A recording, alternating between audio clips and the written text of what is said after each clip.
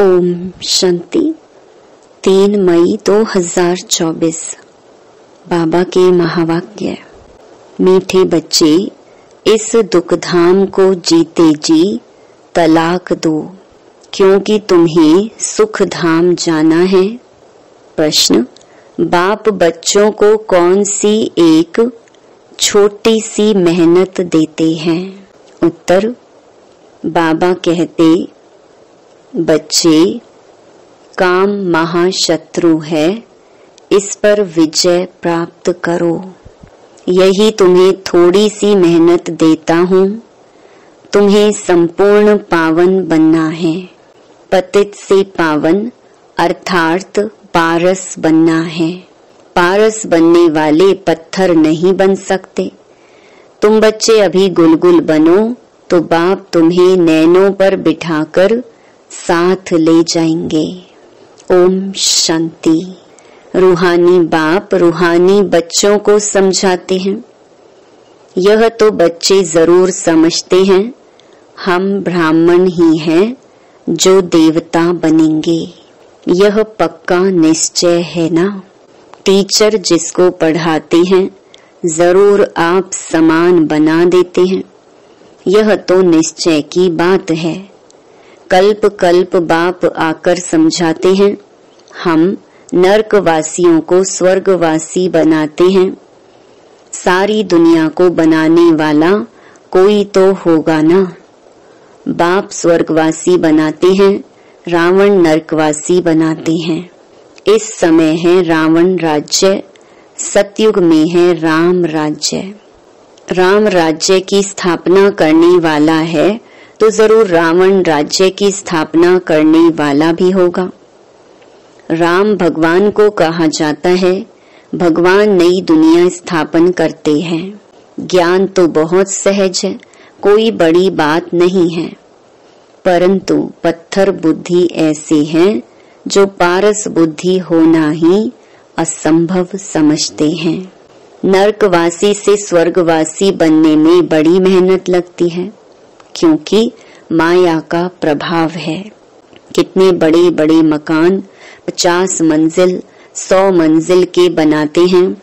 स्वर्ग में कोई इतनी मंजिल नहीं होती। आजकल यहाँ ही बनाते रहते हैं। तुम समझते हो सतयुग में ऐसे मकान नहीं होते जैसे यहाँ बनाते हैं। बाप खुद समझाते हैं, इतना छोटा झाड़ सारे विश्व पर होता है तो वहाँ मंजिलें आदि बनाने की दरकार ही नहीं। ढेर की ढेर जमीन पड़ी रहती है। यहाँ तो जमीन है नहीं, इसलिए जमीन का दाम कितना बढ़ गया है। वहाँ तो जमीन का भाव लगता ही नहीं, ना म्युनिसिपल टैक्स आदि लगता है। जिसको जितनी जमीन चाहिए ले सकता है। वहाँ तुमको सब सुख मिल जाते हैं, सिर्फ एक बाप की इस नॉलेज से। मनुष्य 100 मंजिल आदि जो बनाते हैं उसमें भी पैसे आदि तो लगते हैं ना। वहाँ पैसे आदि लगते ही नहीं, अथाह धन रहता है। पैसे की कदर नहीं। ढेर पैसे होंगे तो क्या करेंगे? सोने हीरे मोतियों के महल आदि बना देते हैं। अभी तुम बच्चों को कितनी समझ मिली है। समझ और बेसमझ की ही बात है। सतो बुद्धि और तमो बुद्धि। सतो प्रधान स्वर्ग के मालिक, तमोगुणी बुद्धि नर्क के मालिक। यह तो स्वर्ग नहीं है, यह है रौरव नर्क। बहुत दुखी हैं, इसलिए पुकारते हैं भगवान को, फिर भूल जाते हैं। कितना माथा मारते कॉन्फ्रेंस आदि करते रहते हैं कि एकता हो जाए, परंतु तुम बच्चे समझते हो यह आपस में मिल नहीं सकते। यह सारा झाड़ जर्जरी भूत है, फिर नया बनता है। तुम जानते हो कलयुग से सतयुग कैसे बनता है। यह नॉलेज तुमको बाप अभी ही समझाते हैं। सतयुगवासी सो फिर कलयुगवासी बनते हो, फिर तुम संगमवासी बन सतयुगवासी बनते हो। कहेंगे इतने सब सतयुग में जाएंगे? नहीं, जो सच्ची सत्यनारायण की कथा सुनेंगे वही स्वर्ग में जाएंगे, बाकी सब शांति धाम में चले जाएंगे। दुख धाम तो होगा ही नहीं, तो इस दुख धाम को जीते जी तलाक दे देना चाहिए। बाप युक्ति तो बताते हैं कैसे तुम तलाक दे सकते हो। इस सारी सृष्टि पर देवी देवताओं का राज्य था, अभी फिर बाप आते हैं स्थापना करने। हम उस बाप से विश्व का राज्य ले रहे हैं। ड्रामा प्लान अनुसार चेंज जरूर होनी है। यह है पुरानी दुनिया, इसको सतयुग कैसे कहेंगे? परंतु मनुष्य बिल्कुल समझते नहीं है कि सतयुग क्या होता है। बाबा ने समझाया है, इस नॉलेज के लिए लायक वह है जिन्होंने बहुत भक्ति की है, उन्हें ही समझाना चाहिए। बाकी जो इस कुल के होंगे नहीं वह समझेंगे नहीं, तो फिर ऐसे ही टाइम वेस्ट क्यों करना चाहिए। हमारे घराने के ही नहीं हैं तो कुछ भी मानेंगे नहीं। कह देते हैं आत्मा क्या परमात्मा क्या, यह मैं समझना ही नहीं चाहता हूँ। तो ऐसे के साथ मेहनत क्यों करनी चाहिए। बाबा ने समझाया है, ऊपर में लिखा हुआ है भगवानुवाच, मैं आता ही हूँ कल्प कल्प के पुरुषोत्तम संगम युग पर और साधारण मनुष्य तन में। जो अपने जन्मों को नहीं जानता है मैं बतलाता हूँ। पूरे 5000 वर्ष का पाठ किसका होता है हम बता देते हैं। जो पहले नंबर में आया है उनका ही पार्ट होगा ना।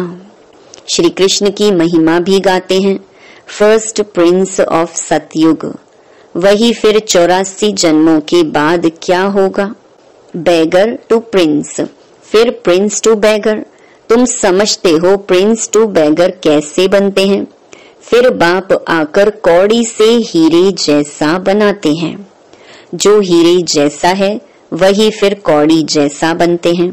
पुनर्जन्म तो लेते हैं ना, सबसे ज्यादा जन्म कौन लेते हैं यह तुम समझते हो। पहले पहले तो श्री कृष्ण को ही मानेंगे, उनकी राजधानी है, बहुत जन्म भी उनके होंगे। यह तो बहुत सहज बात है, परंतु मनुष्य इन बातों पर ध्यान नहीं देते हैं। बाप समझाते हैं तो वंडर खाते हैं। बाप एक्यूरेट बताते हैं, फर्स्ट सो लास्ट, फर्स्ट हीरे जैसा, लास्ट कौड़ी जैसा। फिर हीरे जैसा बनना है, पावन बनना है। इसमें तकलीफ क्या है। पारलौकिक बाप ऑर्डिनेंस निकालते हैं, काम महाशत्रु है। तुम पतित किससे बने हो, विकार में जाने से, इसलिए बुलाते भी हैं पतित पावन आओ। क्योंकि बाप तो एवर पारस बुद्धि है, वह कभी पत्थर बुद्धि नहीं बनते हैं। कनेक्शन ही उनका और पहले नंबर जन्म लेने वाले का हुआ। देवताएं तो बहुत होते हैं, परंतु मनुष्य कुछ भी समझते नहीं। क्रिश्चियन लोग कहते हैं क्राइस्ट से 3000 वर्ष पहले पैराडाइज था, वह फिर भी पिछाड़ी को आए हैं ना, तो उनकी ताकत है। उनसे ही सब सीखने जाते हैं, क्योंकि उन्हों की फ्रेश बुद्धि है। वृद्धि भी उन्हों की है। सतो रजो तमो में आते हैं ना, तुम जानते हो सब कुछ विलायत से ही सीखते हैं। यह भी तुम जानते हो सतयुग में महल आदि बनने में कोई टाइम नहीं लगेगा।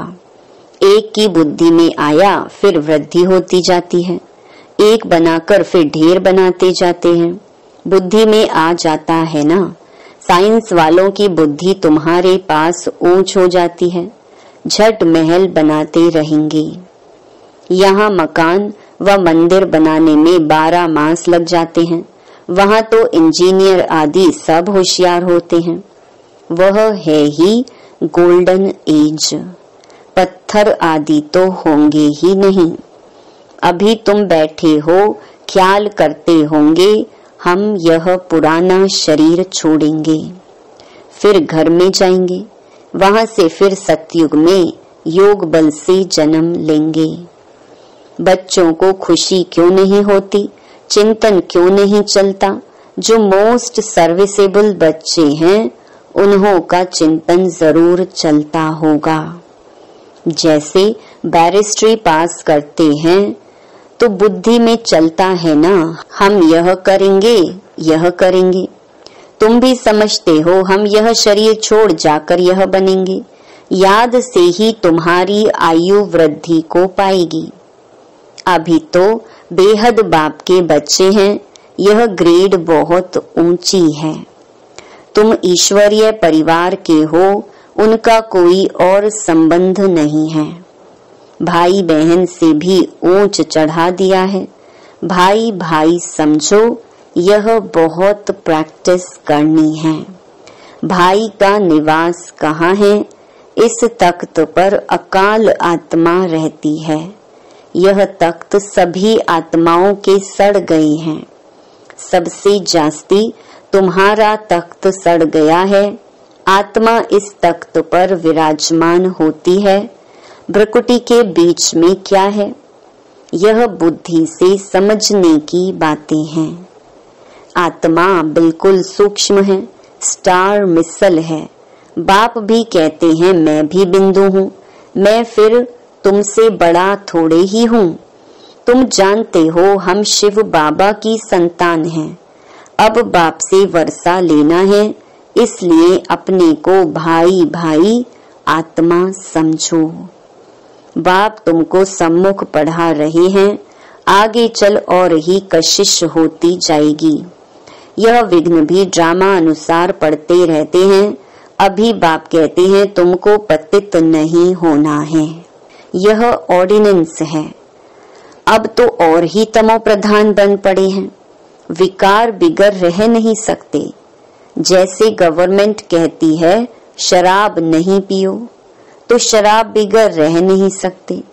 फिर उनको ही शराब पिलाई डायरेक्शन देते हैं, फलानी जगह बॉम्ब्स सहित गिर जाओ।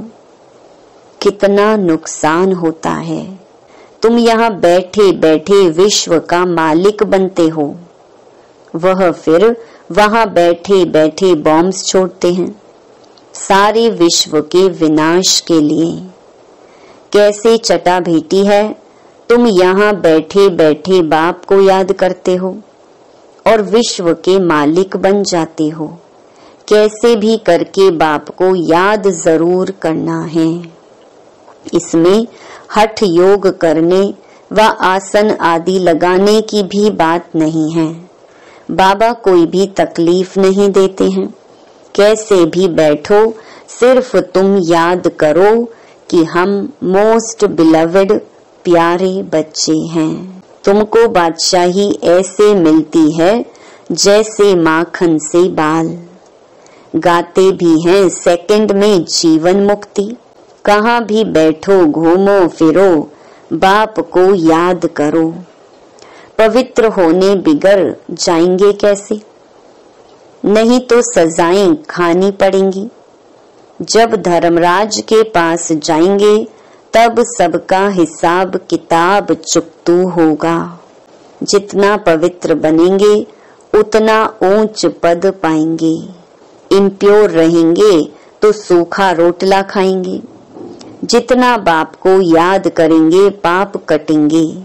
इसमें खर्चे आदि की कोई बात नहीं। भल घर में बैठे रहो, बाप से भी मंत्र ले लो। यह है माया को वश करने का मंत्र, मन मना भव।